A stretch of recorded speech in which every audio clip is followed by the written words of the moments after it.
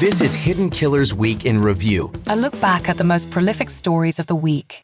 You're listening to the Hidden Killers podcast with Tony Brueski. Featuring attorney, guest, and former felony prosecutor Eric Faddis. The case against Diddy, well, he's still free, still hasn't been charged with anything, but things do continue to add up. Some more vanity type things being taken away from him.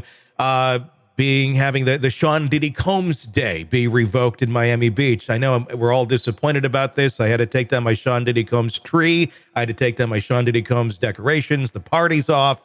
It's really kind of a sad day now. And we're all going to celebrate. But also stepping down from his role at Revolt TV. There is talk of Grammy nominations and those sort of things possibly being redacted.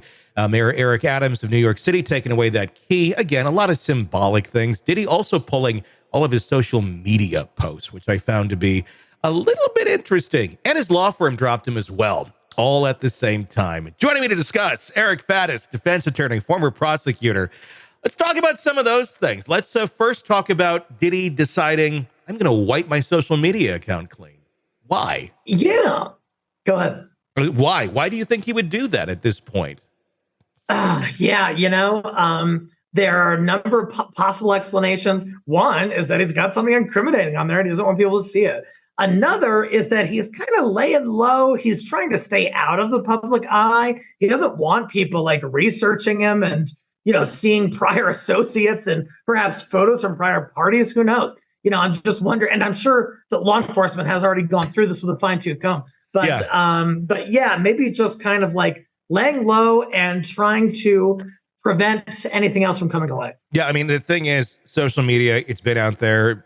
Everything's already been documented. Everything's already been pulled down. Everybody has the material. It doesn't really make a difference. He even pulled the apology video down that he had made. Probably a dumb move to begin with for making that thing, but it's out there. It's not like just because it's gone, it's going to be gone. I mean, is he somehow thinking that this is, do you think this was on the advice of an attorney to finally pull this stuff down? Or was this just Diddy going, if I just delete it, it's gone? Yeah. Yeah. I don't know if Diddy knows how the internet works, but if he does, he should know that stuff's going to be logged elsewhere, man. That you're not sort of going to wash your hands of this because you wipe your social media. Mm-hmm. His law firm that he had been working with for decades, actually, from what we hear, it came down to actually Lady Gaga, of all people, giving an ultimatum saying, if you keep him as a client, I'm not going to be your client anymore. Is that how that works? Or is this kind of just more, the gossip of how this all went down? Or how do you think this played out with the law firm saying, yeah, we're out too? Because potentially he's going to need a law firm very soon that's going to probably make a lot of money trying to defend this man. Yeah, absolutely. That's a pretty unorthodox way that a client is terminated. Usually there are more standard grounds, like the client can't pay or the client wants to pursue a course of action that the attorney fundamentally disagrees with. But I've never really seen it where it was from pressure by another client of the firm to terminate this existing client. And I'm just, as a lawyer, I'm not sure we should be prioritizing different clients' opinions and positions, and especially to the detriment of other clients. I think there's potentially an ethical issue there. It does seem a little interesting that one could say, basically it's him or me. But from an attorney perspective, somebody like Diddy, obviously it's going to be litigation city for probably the rest of his life. Is that someone you'd want to stick with as a client, or and morally and ethically, especially after seeing the video of what he did to Cassie, and just the myriad of allegations that are coming at him? Obviously, again, no charges as of right now; he's innocent. But just anticipating what may be coming down the road, is that something where one could just say, "Look, you're indefensible in my eyes, at least as a human being, not necessarily to the court system. Anyone can be defensible, but yeah.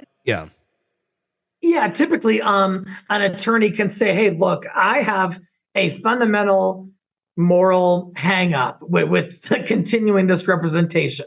And as such, I have to respectfully terminate you. That certainly could be a play here. Of course, the firm is going to be judged in part by its associations and in part by its public-facing persona and what its clients do in public. And so I think that the firm was trying to protect itself in making that move. It's interesting, though, because we see all sorts of horrible human beings that get represented by very prestigious, very respectable firms and very respectable attorneys. Is this something different? Is this something like in a whole different league where it's just like, we don't want to touch this? Like, it's like Epstein type territory where it's like, this is just too dirty to even touch.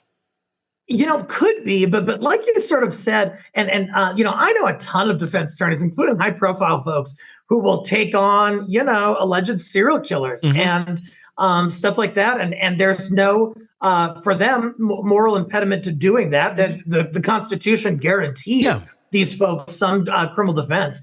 And so I'd be a little bit surprised if it was like an attorney just worried so much about their own PR and stuff like that, because they're used to dealing in the nitty gritty, ugly side of life.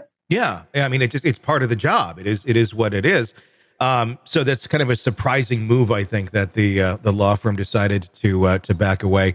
Obviously, the rumblings continue to go. We keep seeing, new accusations, new lawsuits and stuff continue to pile up against him. And again, no charges as of yet. How far out do you think we are from seeing those charges come to fruition? And if they do go in at Diddy and they do come in, make the arrest, is it just going to be Diddy going down that day? Or you think this could be something where it's going to be a lot of tentacles and a lot of people all at once going and getting busted? Almost kind of like we saw with the college admissions scandal a long time ago, where everybody kind of went down in one day.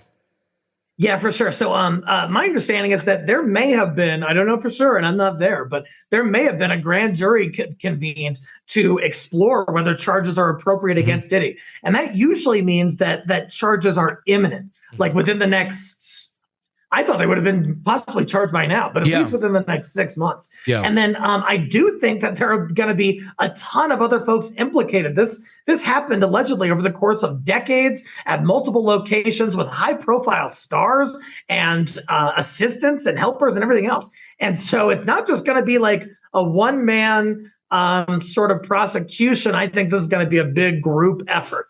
Yeah, it's going to be fascinating to watch. And I think he's living in borrowed time right now. Gotta be interesting to see. What about this with this? Let me ask you one more thing on the case. Because I asked Robin Drake about this earlier today, FBI agent. Suicide.